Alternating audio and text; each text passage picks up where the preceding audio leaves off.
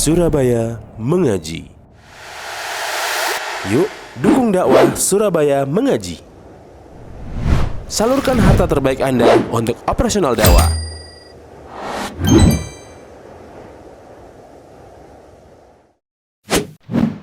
SM Store, amanah dalam muamalah.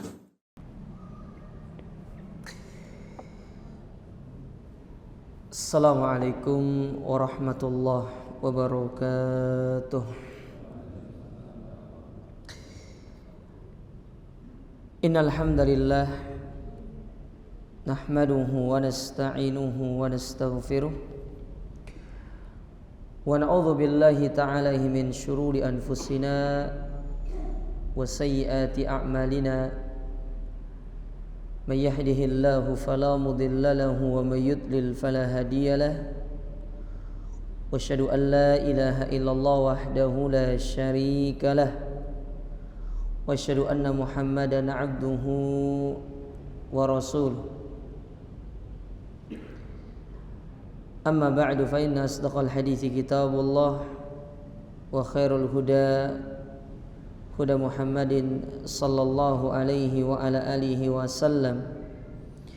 Wa syarrul umuri muhdatsatuha fa inna kulla muhdatsatin bid'ah wa kulla bid'atin dhalalah wa kulla dhalalatin finnar. Ma'asyiral muslimin, ikhwani wa ahibbai, saudara-saudariku yang dirahmati serta dimuliakan oleh Allah. Alhamdulillah, puji dan syukur kita panjatkan kepada Allah Azza wa Jalla atas segala kenikmatan yang Allah berikan kepada kita sampai dengan kesempatan yang berbahagia ini, di mana sampai pada hari yang ke-9 dari bulan Ramadan, Allah Ta'ala masih memberikan kita taufiknya untuk kita bisa berpuasa di bulan yang penuh dengan berkah ini, melaksanakan ketaatan-ketaatan di dalamnya, baik di pagi hari ataupun di malam harinya. Maka semoga seluruh amal ibadah tersebut dicatat oleh Allah Ta'ala sebagai pemberat timbangan amal kebaikan kita di akhirat kelak. Dan semoga Allah memberikan kita kemudahan untuk selalu memanfaatkan setiap detik, menit yang berlalu dari usia kita dengan kebaikan. Karena kalau usia itu sudah hilang, dia tidak bisa kembali. Al-Imam Malik rahimahullah, beliau pernah ditanya, dikatakan kepada beliau, kaifa asbahta, bagaimana kabarmu pagi ini? Maka beliau menjawab, fi umrin yankus wa dhunubun tazid, usiaku semakin berkurang sementara dosaku semakin bertambah. Kenapa beliau tidak menyebutkan amal? Kenapa beliau menyebutkan tentang dosa? Kenapa enggak menyebutkan tentang amal? Karena dosa itu sesuatu hal yang pasti kita terjatuh ke dalamnya. Sementara amal bisa jadi amalan yang kita kerjakan itu belum tentu diterima di sisi Allah Subhanahu wa ta'ala.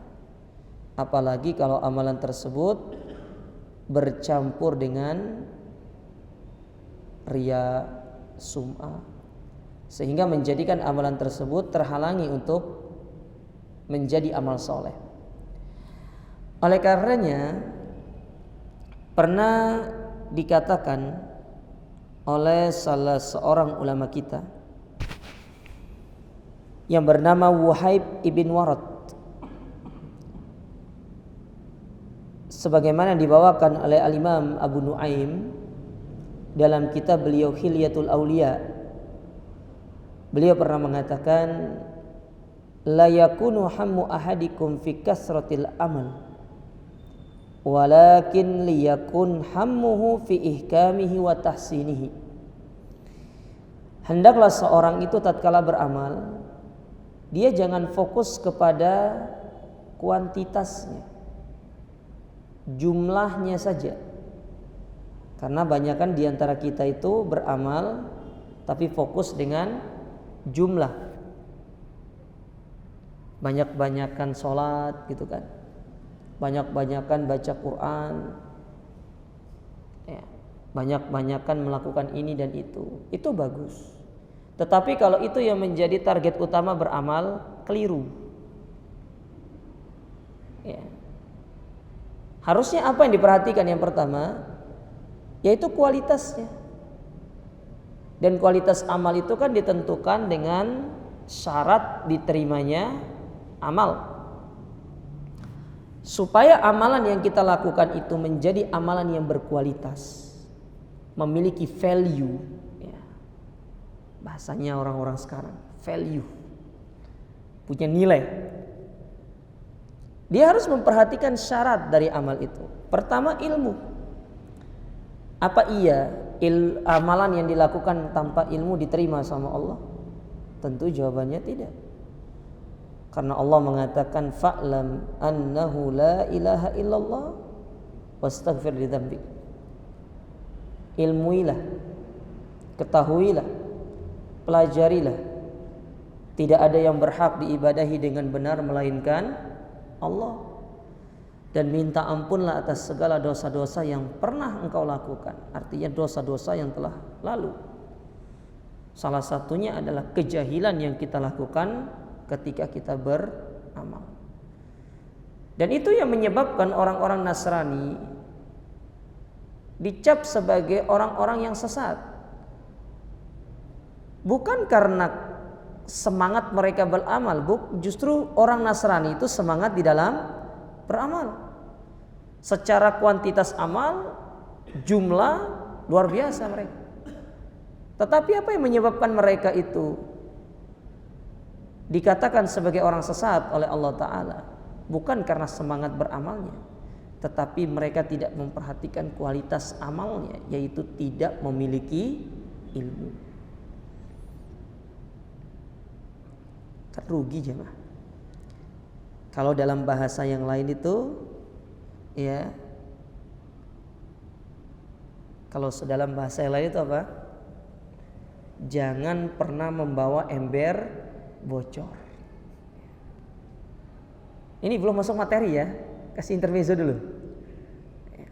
Karena penting jangan bawa ember bocor. Ibarat kita lagi nimba air itu kan. Ya. Kalau orang-orang zaman sekarang tuh enggak pernah kayaknya nimba air ya. Yang taunya itu nyolokin air atau tekan saklar air. Nek nimba air mungkin jarang dilakukan. Coba kita nimba air pada sumur yang kedalaman sekitar 30 meter gitu. Pakai timba yang manual itu loh. Itu capek. Setelah airnya sampai di permukaan, kita taruh dalam ember. Tahu-taunya embernya bocor. Perasaan kita gimana ya? Capek, lelah. Nah, itu salah satu perumpamaan orang-orang yang berilmu tanpa amal itu. Dia sedang membawa ember bocor. Makanya kata Nabi SAW, innamal a'mal kalwi'a. Amal itu seperti ember, air yang ditaruh di dalam ember. Idza taba asfaluhu taba a'la. Kalau ember bagian permukaan bawahnya bagus, maka air yang ada di dalamnya pun ikut nyaman, tenang, tidak keluar dia. Tetapi sebaliknya kata Nabi, wa idza fasada asfaluhu. Kalau embernya bawahnya itu bocor, tidak usah banyak-banyak lah bocornya, satu aja. Fasada a'la, maka air yang ada di dalam ember itu akan keluar sia-sia. Nah, itulah perumpamaan orang yang beramal tanpa ilmu. Itu baru satu bocornya. Gimana kalau yang ada 2 bocornya? Yaitu tidak memperhatikan masalah ikhlas. Lebih parah lagi. Sedekah tapi tidak ikhlas. Belajar tapi enggak ikhlas. Beramal amalan yang lainnya tapi tidak ikhlas. Tujuannya bukan untuk mendapatkan apa yang Allah janjikan, tidak. Tetapi ingin supaya dia itu dipuji mungkin. Nah, ini kan termasuk orang-orang yang membawa ember bocor.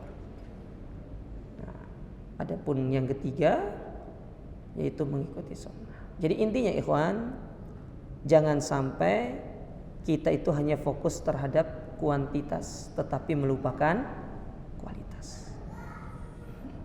Dan kualitas amal itu ketika seorang memenuhi 3 syarat tadi. Ilmu, ikhlas, dan mengikuti tuntunan Rasul sallallahu alaihi wa ala alihi wasallam. Para jamaah dirahmati dan dimuliakan oleh Allah. Habis waktunya. Belum buka? Oh, belum. Suwe. Matahari sudah terbenam, enggak ada cahaya. Tema kita pada kesempatan yang berbahagia ini tentang jangan salah kaprah. Saya yakin antum pasti nebak tema kita itu kaitannya dengan masalah akidah ya. Ya ada benarnya juga. Tapi saya sengaja menggunakan tema itu lebih ke arah jangan salah kaprah, itu maksudnya dalam memahami sebab-sebab datangnya rizki. Nah, itu dia. Kita kalau ngomong rizki, kita persempit lah. Kita kalau ngomong fulus, yang ada dalam otak kita pertama, orang kalau pingin fulus harus dengan kerja keras. Itu salah kaprah. Apakah kerja keras itu adalah sebab utama mendatangkan harta atau rizki yang banyak? Bukan. Banyak orang yang jam kerjanya biasa aja tapi uangnya banyak. Tapi banyak orang yang justru sebaliknya, kerja siang malam tapi ya hasilnya gitu-gitu aja. Apa yang salah? Yang salah adalah dia salah kaprah. Karena dia memandang bahwasanya harta yang banyak itu akan didapatkan dengan bekerja keras. Itu kalau antum seorang non-muslim dengan slogan yang mengatakan the time is money. Oke lah. Kalau antum non-muslim, antum mengatakan the time is money. Ya, oke, itu bahasanya mereka. Tapi kan realitanya kita seorang mukmin kan? Seorang mukmin tidak pakai kaidah itu. Itu bukan kaidahnya orang beriman. Ya. Kerja keras itu nomor sekian itu. Tidak disebutkan di dalam kaidah para ulama yang mendatangkan rizki itu adalah kerja keras. Tidak. Ya. Syadidun fil amal, bukan. Tidak pernah disebutkan. Justru hal-hal yang tidak pernah terlintas di dalam benak kita, ternyata itulah sebab-sebab kenapa kita bisa mendapatkan rizki Allah Ta'ala. Nah, ini yang ingin saya sampaikan pada kesempatan berbahagia. Karena masih banyak kaum muslimin, mereka mengira dengan bekerja keras mereka akan mendapatkan harta yang banyak. Harta yang banyak tidak didapatkan dengan kerja keras. Tetapi yang kita dapatkan dari kerja keras itu apa? Hilangnya waktu yang terlalu banyak. Tambah lembur. Coba antum lihat coba. Ada orang dia dagang, saat ibadah dia tutup. Setelah itu istirahat, asar buka lagi sampai maghrib. Setelah itu pergi ngaji lagi, ba'da isya buka lagi sebentar. Bolak-balik pergi umroh. Ini yang kerja 8 jam plus lembur. Jangankan bolak-balik pergi umroh, setiap hari dia mikirin bagaimana untuk melunasi cicilan. Cicilannya terlalu banyak, numpuk. Apa yang salah dengan itu? Yaitu tadi, salah di dalam memahami rizki. Dia salah kaprah di dalam memahami rizki. Ingat, rizki itu antum tidak bisa bermain kalkulasi matematika 1 tambah 1 sama dengan 2, tidak bisa. Antum keluarkan 1 kembali 1, itu bukan konsep yang diajarkan oleh orang Islam, oleh Allah dan Rasulnya. Tapi kunci dari rizki dalam Islam itu, konsep kalkulasi rizki itu adalah antum keluarkan 1 kembalinya 10. Antum keluarkan 1 bisa jadi kembalinya 100. Itu konsep di dalam agama kita. Dan itu yang diimani oleh para sahabat. Kenapa para sahabat itu? Mereka ketika berbicara masalah infak, masalah sedekah, masalah mengeluarkan harta di jalan Allah, tidak ada yang sedikit mereka keluarkan. Coba lihat Abu Bakar. Sudah berapa banyak budak yang dibebaskan untuk beriman kepada Allah. Apakah dia miskin? Tidak. Bahkan ketika perang Tabuk, Nabi mengumumkan kita akan melakukan perang Tabuk, kumpulkan harta kalian. Maka Abu Bakar dengan keimanan yang tidak bisa diikuti oleh manusia manapun, membawa hartanya dengan mengatakan, ya Rasulullah, nih seluruh hartaku aku infakkan di jalan Allah. Ketika ditanya, apa yang kau tinggalkan untuk keluargamu? Apa jawaban beliau? Aku tinggalkan Allah dan Rasulnya. Istri kita tidak bisa kayak gitu, Pak. Antum bilang tinggalkan Allah dan Rasulnya, realistis mas, realistis. Ya, sudah gitu mau nikah lagi, aduh, realistis gitu. Wis gak usah ngomong-ngomong rabi mana, wis. Iki dapur iki durung beres iki.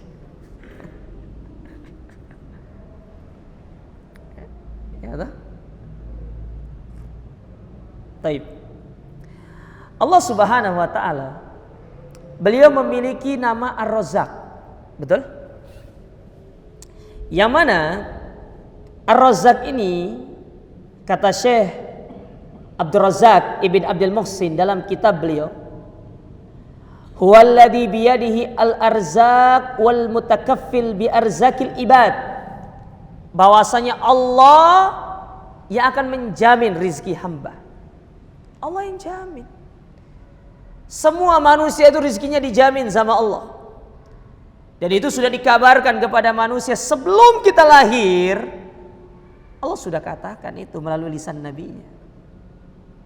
Dalam hadis yang keempat dari Arba'in An-Nawawi. Apa kata Nabi SAW? Ketika manusia sudah berusia 4 bulan, fayursalu alaihil malak. Allah kirimkan satu malaikat kepada janin tersebut. Ingat 4 bulan. Apa tugasnya malaikat ini? Fayunfihir ruh. Ditiupkan ruh. Makanya kalau ada dokter bilang usia kandungannya baru 3 bulan, kemudian dia gerak-gerak, bohong. Gak usah percaya. Karena belum ada ruhnya. Apa yang mau gerak-gerak kalau belum ada ruhnya? Usia 4 bulan baru dia bisa gerak. Karena baru dimasukin ruh. Setelah itu apa yang Nabi katakan di situ? Maka dicatat bagi dia 4 hal. Dari 4 ini salah satunya adalah masalah rizki. Dijamin sama Allah. Maka Nabi SAW mengatakan, lan tamuta ahadukum hatta tastakmila rizquhu.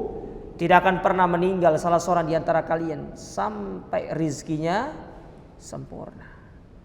Jadi ajal dan rizki itu akan sama-sama hadir ketika seorang itu meninggal dunia. Ajalnya habis, rizkinya juga ikut habis. Ya. Ketika orang ajalnya sudah tiba, rizkinya pun habis. Ketika rizkinya habis, berarti itu akhir dari ajalnya. Ini konsep.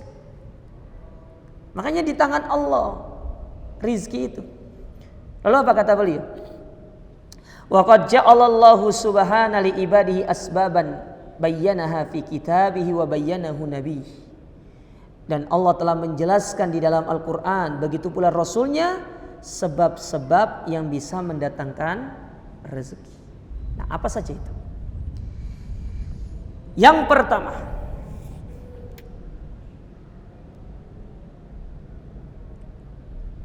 Nih, saya lihat orang bawa kresek itu jadi lapar saya.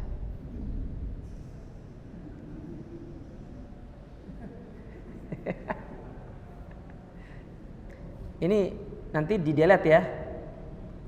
Siapa namanya? Teman-teman dari Surabaya Mengaji nih. Ini scan ini di delete ya.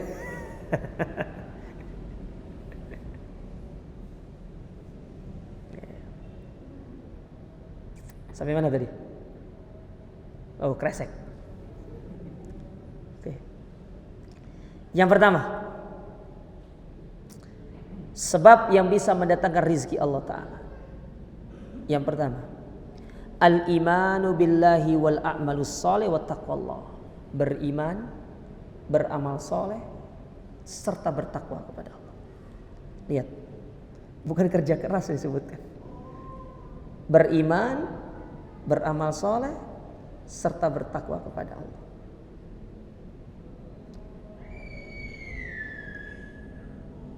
Allah berfirman dalam surat At-Talaq, dalam surat Al-Hajj pada ayat yang ke-50. Apa kata Allah? Falladzina amanu wa amilus solihat, dan orang-orang yang beriman serta beramal soleh. Apa yang Allah janjikan bagi mereka? Yang pertama, lahum maghfiratun, bagi mereka ampunan. Ampunan. Allah janjikan kita ampunan. Kita butuh kepada ampunan Allah. Baik. Nanti saya sebutkan poinnya itu di sini, di ayat ini. Wa rizqun karim. Setelah Allah berikan ampunan, Allah berikan rizki yang mulia. Ya. Apa kaitannya ampunan dengan rizki? Saya terangkan. Rizki itu di antara sebabnya kenapa bisa seret, yaitu karena perbuatan maksiat. Jadi supaya rizki itu tidak seret, caranya gimana? Minta ampun dulu sama Allah. Minta dulu ampun sama Allah. Kan itu yang pernah disampaikan oleh Allah Ta'ala ketika Nabi Nuh didatangi oleh kaumnya. Kemudian hal tersebut diambil oleh Hasan Al-Basri. Ada 4 orang datang kepada Hasan Al-Basri, curhat. Ya Abu Sa'id, aku ini sudah nikah lama gak punya anak. Yang kedua datang, aku ini punya kebun, hasilnya gak bagus. Yang ketiga datang, ya, ini hujan gak turun-turun, kering, kerontang. Yang keempat datang, ini kita punya sapi kurus, gimana mau gemuk, gak ada rumputnya, hujan tak turun. Dari keempat orang ini, Hasan Al-Basri jawabannya cuma satu, istaghfirillah, minta ampun sama Allah. Muridnya bingung. Ya Abu Sa'id, 4 orang datang dengan masalah berbeda, masa kamu memberikan satu solusi? Jadi one solution for all gitu. Ya apa bahasanya itu ya? Buy one get all. Beli satu dapat semua. Hasan Al-Basri jawabnya enteng aja. Itu kan yang nyuruh tuh bukan aku. Coba perhatikan apa kata Allah dalam surat Nuh. Ya. Faqultu astaghfiru rabbakum innahu kana ghaffara. Beristighfarlah kalian kepada Rabb kalian karena Allah itu Maha Pengampun. Setelah itu apa kata Allah? Yursilis samaa'a 'alaikum midrar. Setelah itu Allah akan mengirimkan kepada kalian al-midrar. Apa sih midrar itu? Midrar kata para ulama tafsir, itulah hujan yang penuh dengan rahmat. Itu namanya midrar, yang tidak menyebabkan banjir. Itu namanya midrar. Kalau dia turun di satu tempat, menyebabkan tempat yang tadinya gersang menjadi subur.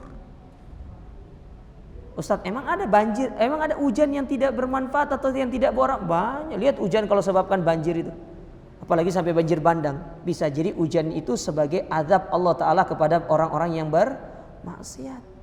Makanya kan kita kalau turun hujan apa doanya? Allahumma inni Allahumma shayyiban nafi'an. Aku minta ya Allah engkau memberikan hujan yang bermanfaat. Berarti ada hujan yang tidak bermanfaat. Kan gitu. Ya. Minta ampun dulu. Baru setelah itu Allah berikan kita rizkinya. Ya. Itu ayat pertama. Ayat yang kedua. Dalam surat At-Talaq sering kita baca surat ini.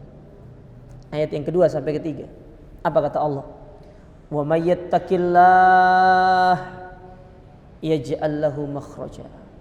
Barang siapa yang bertakwa kepada Allah, Allah berikan dia solusi dari setiap masalah yang dihadapi. Makanya kalau kita punya masalah, kalau saya, panjenengan semuanya punya masalah, gak usah jauh-jauh cari pakar ini itu kan. Yang pertama kali didatangi itu adalah yang memberikan masalah itu kepada kita, Allah. Datangi Allah dulu. Bukan datang pakar pulan. Anda minta kepada seorang pakar tentang solusi dari satu masalah, dia sendiri punya masalah, datang ke orang lain. Nabi, apa kata Sauban? Kata Sauban radhiyallahu taala anha, kana Rasul alaihi salatu wassalam idza hazabahu amrun shalla. Kalau Nabi punya satu masalah, apa yang beliau lakukan? Tempat wudu, gelar tikar, takbir, sholat 2 rakaat. Curhatnya di situ. Kalau kita beda. Lagi di rumah enggak? Iya. Saya main ya. Aku mau curhat nih. Salah. Ujuk manusia pertama kali datangi Allah.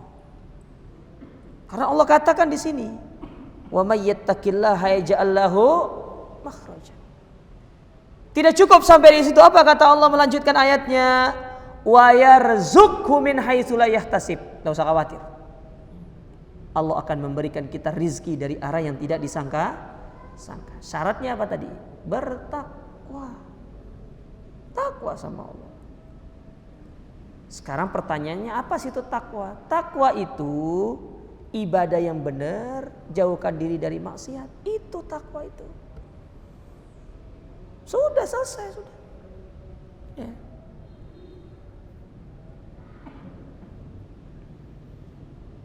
Ustaz, banyak orang bermaksiat tapi kaya.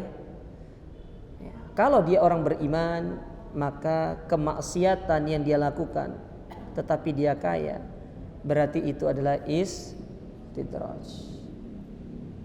Makanya pertanyaannya begini, gimana caranya kita bisa mengetahui bahwasanya rizki itu nikmat atau azab? Dilihat, kalau dia semakin mendekatkan diri kita kepada Allah, berarti dia nikmat. Tapi kalau dia semakin menjadikan kita jauh dari Allah, berarti rizki itu adalah azab. Dan tunggulah saatnya nanti Allah akan mengambil semua itu dari kita. Dan terkadang Allah mengambil semua itu pelan-pelan. Anaknya sakit gak sembuh-sembuh, ya, kadang-kadang gitu kan. Istrinya foya-foya gak jelas. Dia sendiri pun tiba-tiba uang itu keluar begitu aja. Itu karena rizkinya itu tidak baik. Nah, karena bermaksiat kepada.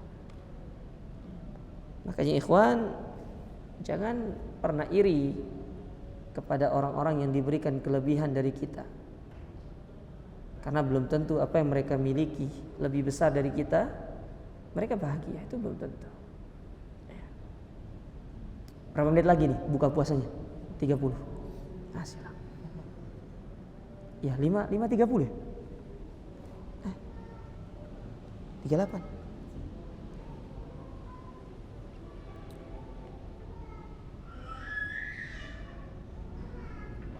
Oh iya, 5.38 ya, 38 ya, 37.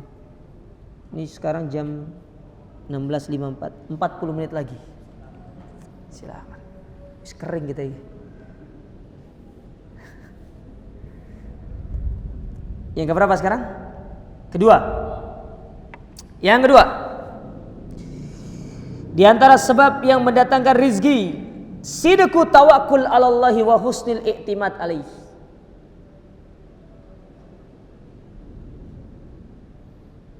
Tawakal sama Allah dan benar-benar bersandar kepada Allah. Taib. Saya jelaskan dulu. Apa itu tawakal?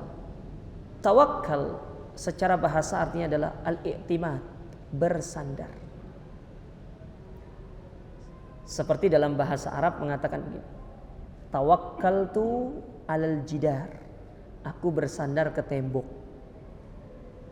Jadi secara bahasa tawakal itu artinya bersandar. Sedangkan secara istilah disampaikan oleh Imam Ibnu Rajab Al-Hambali di dalam kitab beliau Jami'ul Ulum wal Hikam, syarah dari Arba'in An-Nawawiyah. Beliau mengatakan yang dimaksud dengan tawakal sidqul i'timadi 'ala Allah, kejujuran hati di dalam kita menyandarkan diri kepada Allah. Nah, dari ucapan itu kita tahu tawakal itu adalah ibadah hati, bukan ibadah lisan. Saya ulangi. Tawakal itu adalah sidqul i'timadi 'ala Allah, kejujuran hati di dalam kita menyandarkan diri kita kepada Allah.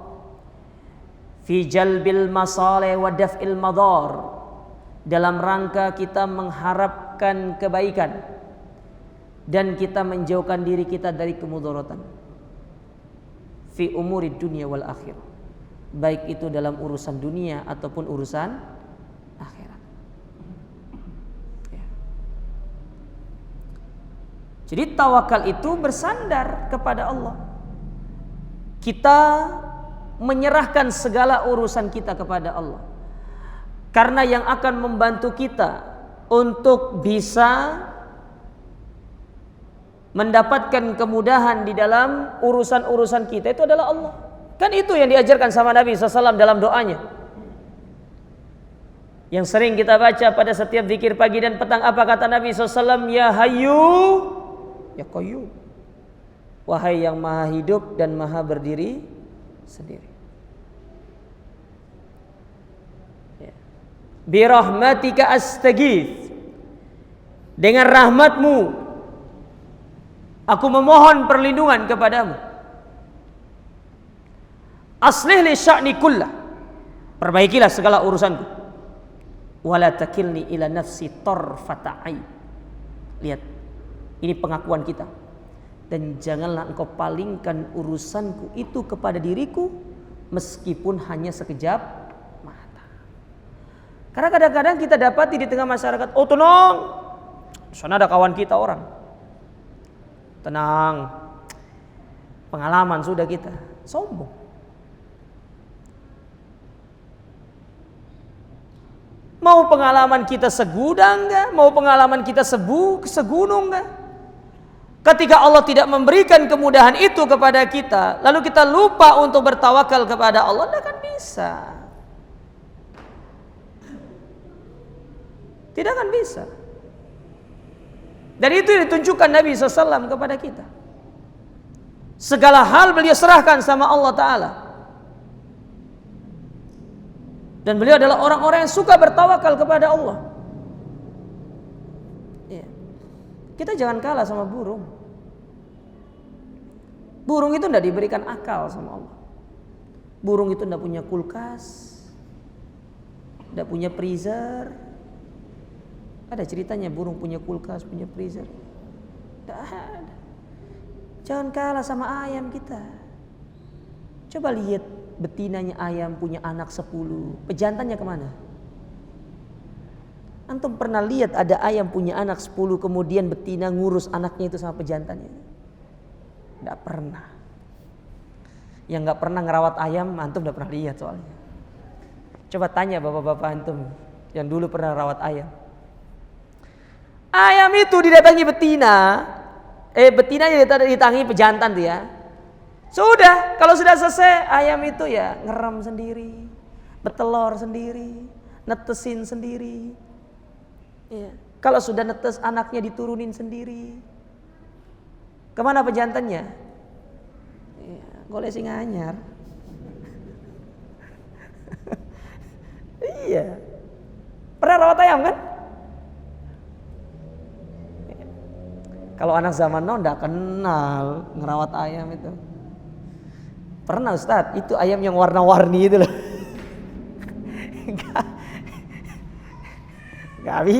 Itu bukan tolok ukur itu.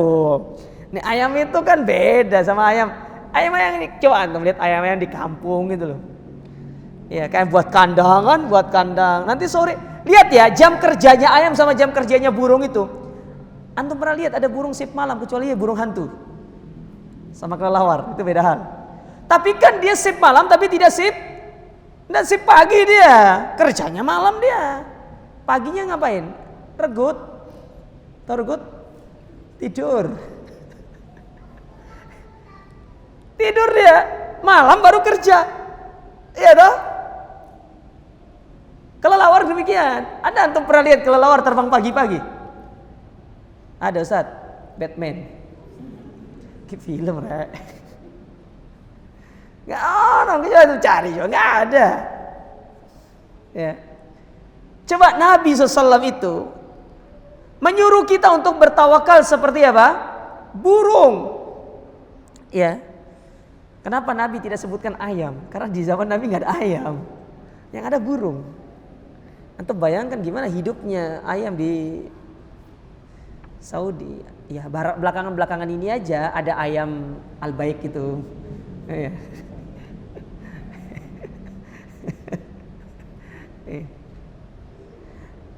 Tapi kalau menurut saya ya jujur ya, daripada al-baik enakan pecel lele. Serius. Enak pecel lele, serius. Ayam pecel lele, enak pecel lele.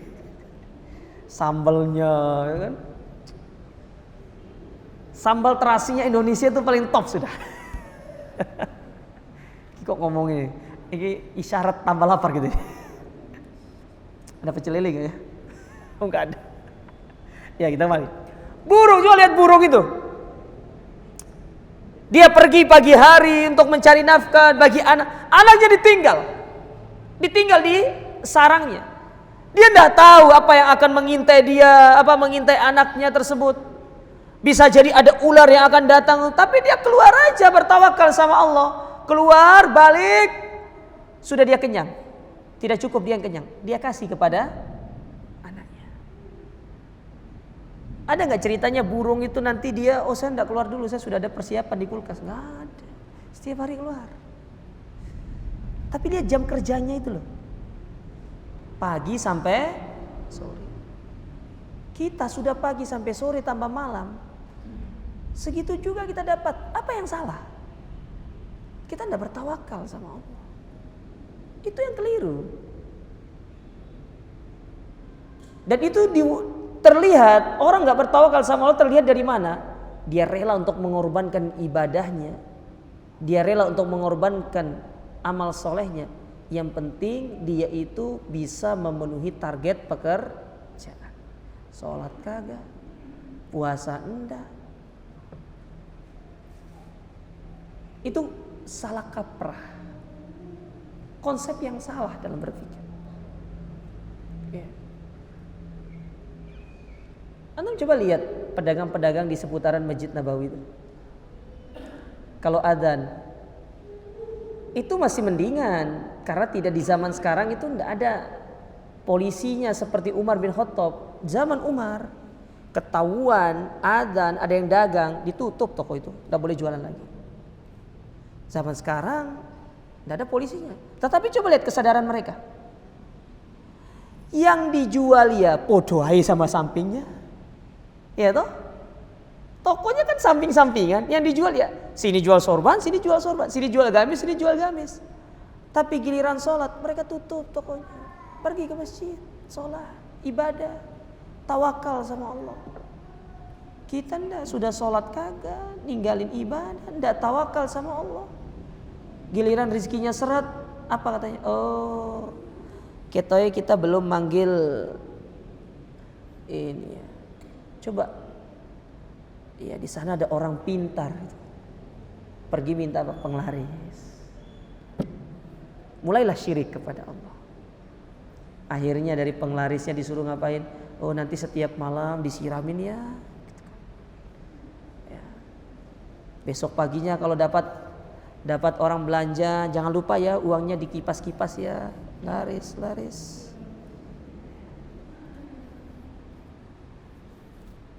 Kurang tawakal itu sama Allah.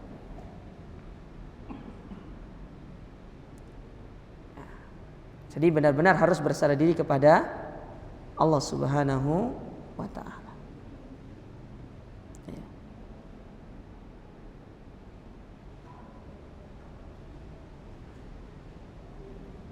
Taib.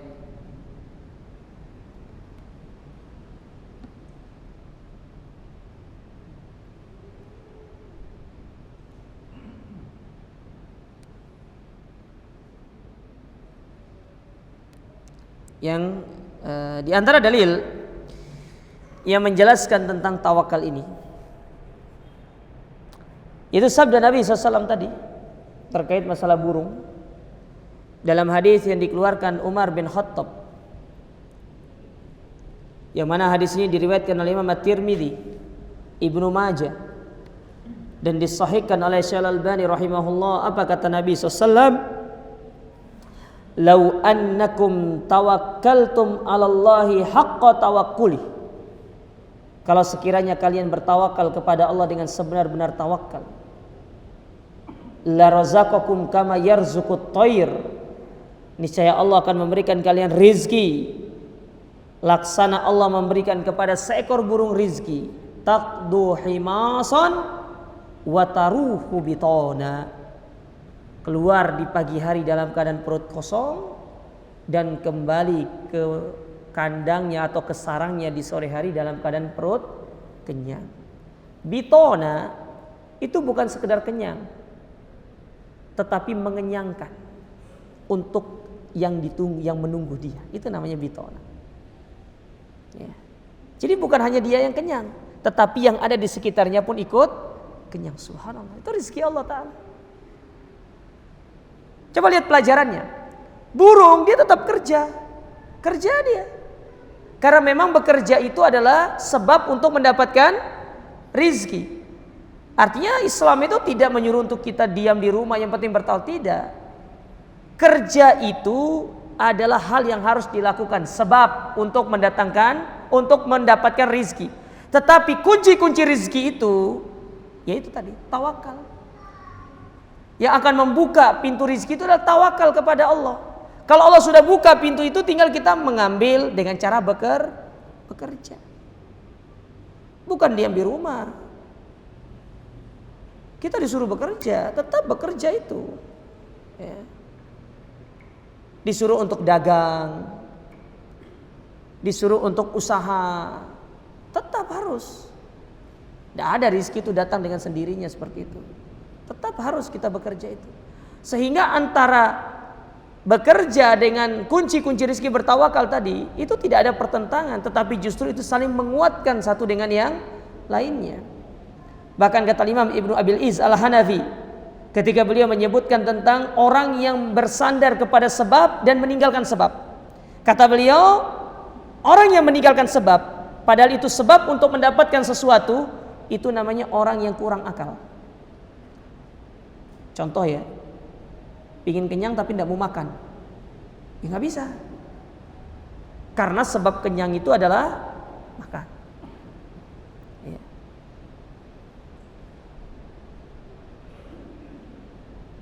Tetapi bersandar kepada sebab semata, tidak menyandarkan segala urusan itu kepada Allah, kata beliau, ini termasuk perbuatan syirik kepada Allah. Karena dia menyandarkan kebaikan yang dia dapatkan itu bukan kepada Allah, tapi kepada selain Allah. Makanya kan diprotes, bukan diprotes istilahnya, Disampaikan oleh para ulama di antara ucapan-ucapan yang keliru itu adalah bahwasanya ada orang ketika dia itu qadarullah dipecat dari pekerjaannya, lalu dia mengatakan, "Bapak jangan pecat saya tidak bisa makan. Nanti saya makan apa?" Itu termasuk ucapan yang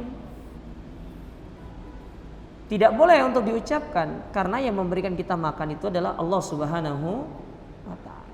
Cuma kita tinggal bekerja mencari saja. Di sisi lain beramal, bertakwa, bertawakal kepada Allah Ta'ala. Hujannya deras banget ya, insyaallah. Taib. Itu yang kedua. Ketiga, di antara kunci rezeki itu adalah syukrullahi jalla wa'ala. Banyak-banyak bersyukur. Bersyukur dengan apa yang kita dapatkan. Ya, bersyukur.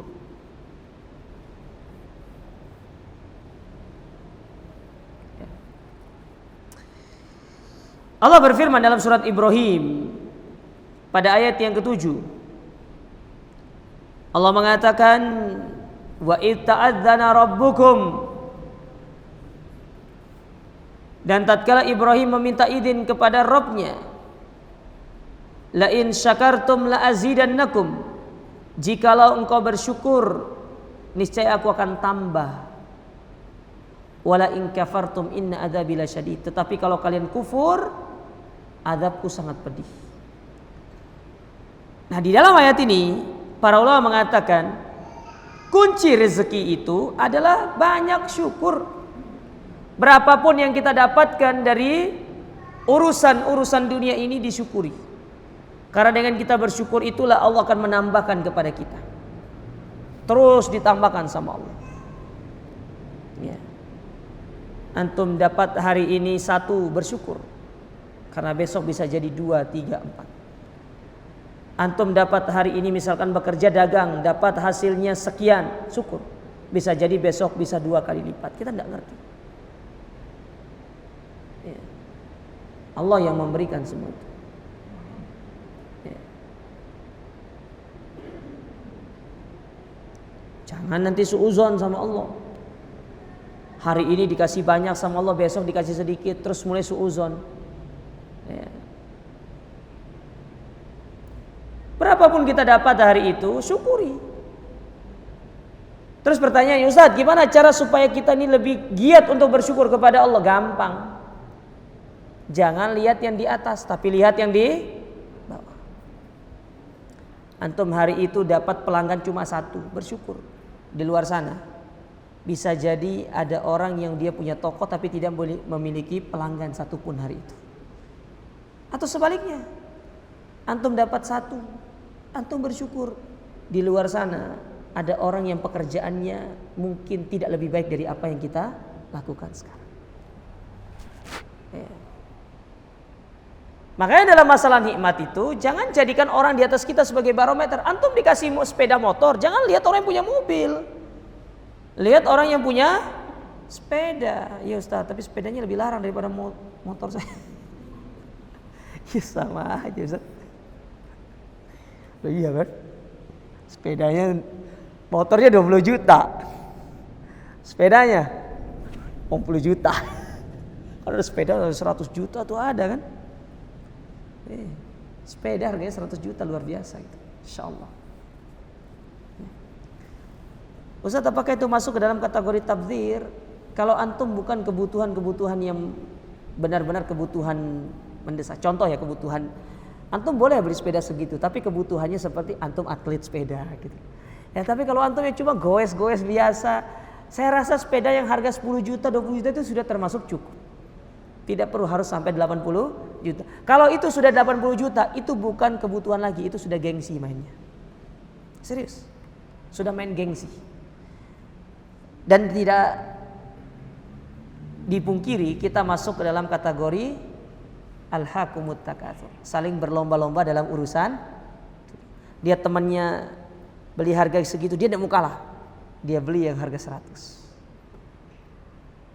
lihat temannya beli moge, dia tidak mau kalah, toko mogenya dibeli sama dia. Ya buat apa gitu kan? Bersyukur itu tuh bukan dengan Ustadz katanya kan bersyukur itu kalau punya beli, iya, tapi kan harus fungsinya dulu. Fungsinya. Sekarang antum beli yang seperti itu fungsinya bener nggak? Kecuali kalau antum atlet sepeda yang ngikuti lomba, antum boleh beli sepeda dengan harga demikian. Nah kalau antum cuma sekedar untuk kadang-kadang 1 kali sebulan, terus sepedanya jarang dipakai, apalagi sekedar, mohon maaf ya, ada orang punya sepeda di rumah itu sampai 4, 5. Daripada hisapnya lama, sebaiknya dijual. Nanti uangnya antum bisa pakai dengan yang lain. Siapa tahu antum bisa nikah lagi. Ya. Antum punya 5 sepeda, 1 sepeda harganya taruh 50 juta. Berarti kalau 5 sepeda 250 juta, Pak. Itu sepeda doang. Rangka doang itu, belum bannya. Kadang-kadang kan orang itu beli sepeda itu bukan sak bannya. Baru body doang itu. Belum nanti apa namanya tuh? Apa namanya? Istilah apa? Saya tidak kenal lah persepedaan ini. Yang mereknya Simo itu loh. Pinggir-pinggirnya itu loh. Apa bahasanya itu? Gigi-giginya itu. Hah? Iya. Itu kan ada gridnya dia. Iya kan? Lah kalau antum belinya yang 3 juta, 4 juta ya jangan samakan sama grid yang harga 80 juta, ya beda. Cara ngayunya juga beda. Apalagi kan kalau sepeda itu kan ada yang, kalau nggak salah sih, kalau saya salah tolong dibenarkan ya. Ada yang tipenya kayak cross country gitu kan, itu kan mahal itu. Sepeda mahal itu. Itu 80 juta, antum bisa umroh, itu hotel paling depan itu. Ya kan? Itu bisa 2 orang itu hotel paling depan itu. Itu kalau antum tidur view-nya Ka'bah itu. Ustadz kan antum belum punya uang. Ya saya kalau punya uang juga saya tidak mau beli sepeda. Beli yang seutuhnya aja. Seutuhnya aja gitu loh. Baik. Habis waktunya. Oh. Baik. Jadi banyak-banyak bersyukur, Allah akan tambah. Yang berikutnya, di antara kunci-kunci rezeki, banyak-banyak istighfar dan bertobat kepada Allah. Dalilnya dalam surat Nuh tadi, ayat yang ke-10 sampai 12. Itu dalilnya. Memperbanyak istighfar. Kita coba dikit yang berikutnya. Di antara kunci-kunci rezeki, menyambung tali silaturahim. Menyambung tali silaturahim. Ya.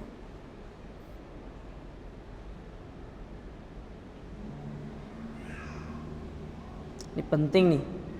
Tapi perlu diingat ya, silaturahim itu kepada orang-orang yang memiliki hubungan rahim. Ya kalau antum baru ketemunya pas waktu kuliah itu bukan silaturahim namanya, ziarah. Tapi kalau orang Indonesia ngomong ziarah dikira ziarah kubur. Assalamualaikum, salam. Ana mau ziarah, ana belum mati gitu. Pernah itu saya belum mati. Emang ziarah tuh orang mati aja, orang hidup juga ziarah. Coba sekali-sekali kalau kita lagi umroh ya, main di rumah sakit. Di situ akan tertulis auqatuz ziarah, waktu-waktu kunjungan. Jadi waktu kunjungan. Jangan dikira nanti terus dilihat oh waktu-waktu ziarah berarti yang kita ziarah ini orang mati ini. Repot kalau itu. Nah, banyak-banyak istighfar kepada Allah. Banyak-banyak silaturahim, terutama keluarga ya, karib kerabat. Dalilnya hadis Nabi SAW yang diriwayatkan Imam Bukhari dan Imam Muslim dari sahabat Abu Hurairah. Nabi menyebutkan barang siapa yang ingin dilapangkan rizkinya dan dipanjangkan usianya, maka hendaklah dia menyambung tali silaturahim. Berikutnya,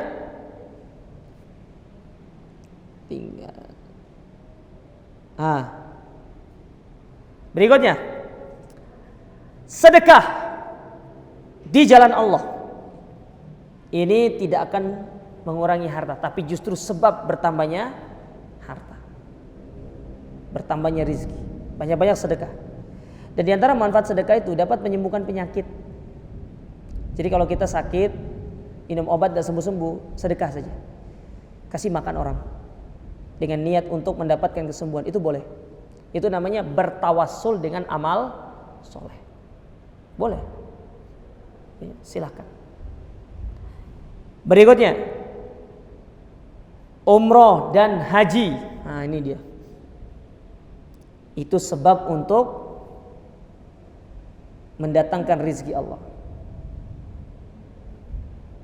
Saya tambah lagi 2. Poin berikutnya. Nah, ini penting nih. Nikah. Saya ulangi, nikah. Ustaz kok keras banget? Iya. Nikah. Nikah itu sebab mendatangkan rizki. Apa kata Allah? Nih, yang takut nikah nih. Berapa orang yang belum nikah nih? 1, 2, 3.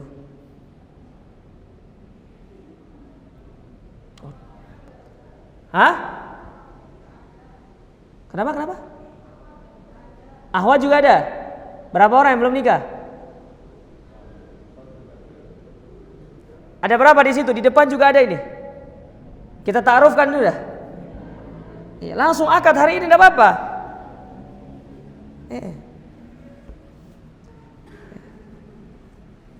Tidak apa-apa, saya jadi penghulunya.